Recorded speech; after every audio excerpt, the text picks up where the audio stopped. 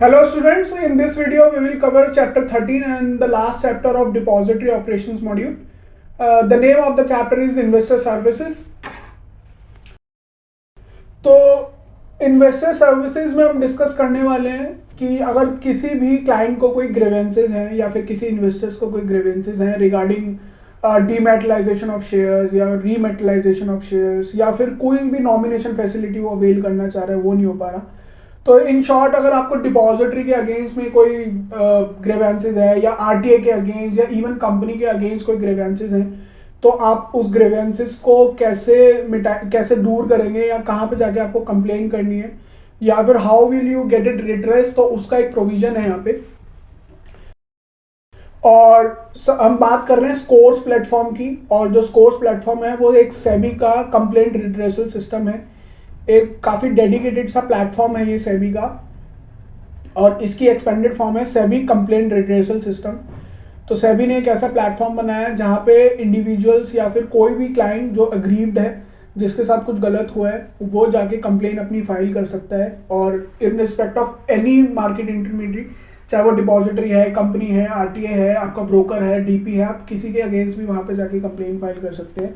और ये completely transparent है, वेब बेस्ड है और ऑनलाइन ट्रैकिंग भी होती है। इवन यहाँ पे आपको एक रिक्वेस्ट नंबर भी जनरेट होगा जिसको आप रेगुलर ट्रैक भी कर सकते हो।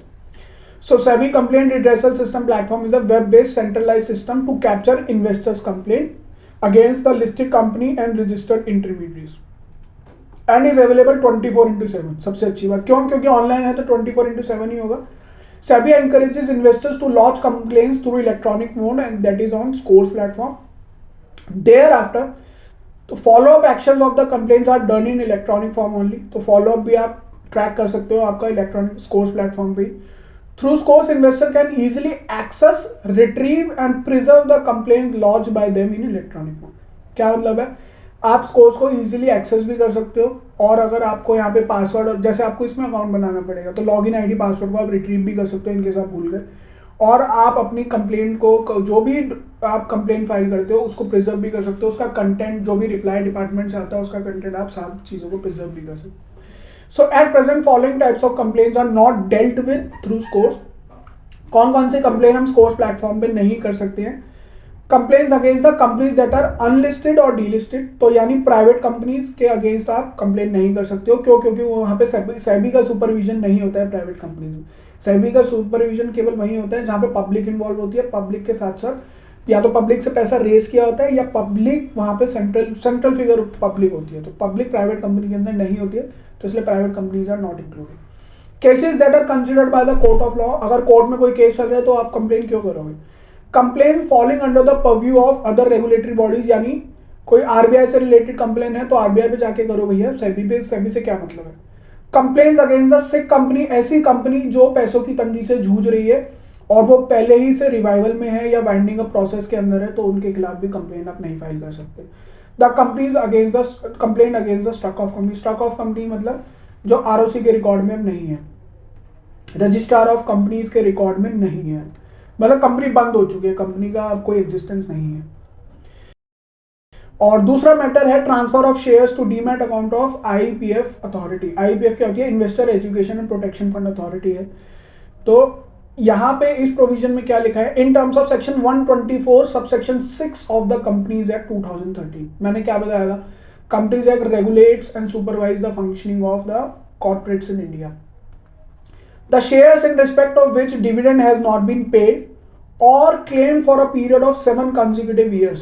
मान के चलिए कंपनी ने शेयर्स पे डिविडेंड डिक्लेयर किया, लाभांश डिक्लेयर किया, जिसको हिंदी में लाभांश बोलते हैं, और मान के चलिए उस शेयर का ओनर या बेनिफिशियल ओनर कंपनी आइडेंटिफाई नहीं कर पा रही है और उसको नहीं पता है कि ये जो पर्टिकुलर नंबर ऑफ शेयर्स थे इनका ओनर कौन है, या फिर हम उसको कंपनी उसको ट्रैक नहीं कर पा रही है, उसकी बैंक डिटेल्स नहीं है उसके पास, और ऐसा 7 सालों तक चलता रहा, 7 सालों तक कंपनी को उसका नहीं पता चला, then such shares and such dividend are required to be transferred by the company to the investor education and protection fund. और इसकी अथॉरिटी किसके पास होती है? सेबी के पास होती है। और आपको भी अपने आसपास बहुत सारे लोग दिखेंगे जो आज की तारीख में भी फिजिकल शेयर्स होल्ड करते हैं, जिनके ग्रैंड पेरेंट्स ने या फिर ग्रेट ग्रैंड पेरेंट्स ने कभी इन्वेस्टमेंट करी थी और वो डीमेट नहीं करा पाए, और आज की तारीख में उनकी वैल्यू बहुत अच्छी खासी है, लेकिन उनको प्रोसीजर नहीं पता कि कैसे डीमेट होगा, और उन शेयर्स पे डिविडेंड भी देती हैं कंपनियां, तो वो सारा पैसा, वो सारे शेयर कहाँ चले जाते हैं, आईपीएफ के अंदर चले जाते हैं और हमें आईपीएफ पे एप्लीकेशन लगानी पड़ती है ताकि वो शेयर्स रिलीज कर सके। All companies are required to transfer such shares to IPF, even shares भी चले जाते हैं, डिविडेंड भी चले जाएगा, whether has in dematerialized form और फिजिकल फॉर्म। इससे कोई फर्क नहीं पड़ता है कि आपने ग्रैंड पेरेंट्स ने जब शेयर्स लिए थे तो वो फिजिकल फॉर्म में थे, इवन फिजिकल शेयर्स भी यहाँ पे ट्रांसफर होते हैं। अब लेकिन ट्रांसफर कहाँ होंगे, to the demat account of the IPF authority. अब ये नहीं है कि फिजिकल शेयर सर्टिफिकेट जो है वो आईपीएफ अथॉरिटी होल्ड करेगी, नहीं, आपके नाम का जितना भी कॉर्पोरेट बेनिफिट है, चाहे वो बोनस शेयर है, राइट शेयर है या फिर डिविडेंड है, वो कॉर्पोरेट बेनिफिट वो इनके आईपीएफ अथॉरिटी के डीमेट अकाउंट के अंदर वो रजिस्टर्ड अपने आप होता रहेगा। तो IPF as a registered owner, beneficial owner के बिहाफ पे सारी चीजों को होल्ड करेगा। The company is required to furnish a statement of shares not transfer to the IPF, जो शेयर्स उसने ट्रांसफर नहीं करे उसके लिए एक फॉर्म दिया हुआ है IPF number 3, which includes, which inter alia मतलब with respect to requires the company to attach order of court, tribunal या statutory authority specifying the dates of such order। ठीक है, अगर आपने नहीं ट्रांसफर करा और किसी रीजन की वजह से नहीं ट्रांसफर करा है तो आपको ऑर्डर भी लगाना है या फिर डॉक्यूमेंट, सपोर्टिव डॉक्यूमेंट भी आपको लगाना है कि आपने ऐसा ट्रांसफर क्यों नहीं किया। ठीक है, सो ये पर्सनल नॉलेज के हिसाब से और एग्जाम पॉइंट ऑफ व्यू से बहुत इंपॉर्टेंट है ये चैप्टर। तो स्कोर्स की फुल फॉर्म क्या है, सेबी कंप्लेंट रिड्रेसल सिस्टम, और ये completely web based online portal है। ठीक है, so that was the last chapter and I hope you enjoyed the videos and somehow get the knowledge you desired and you wanted. So best of luck for your exams.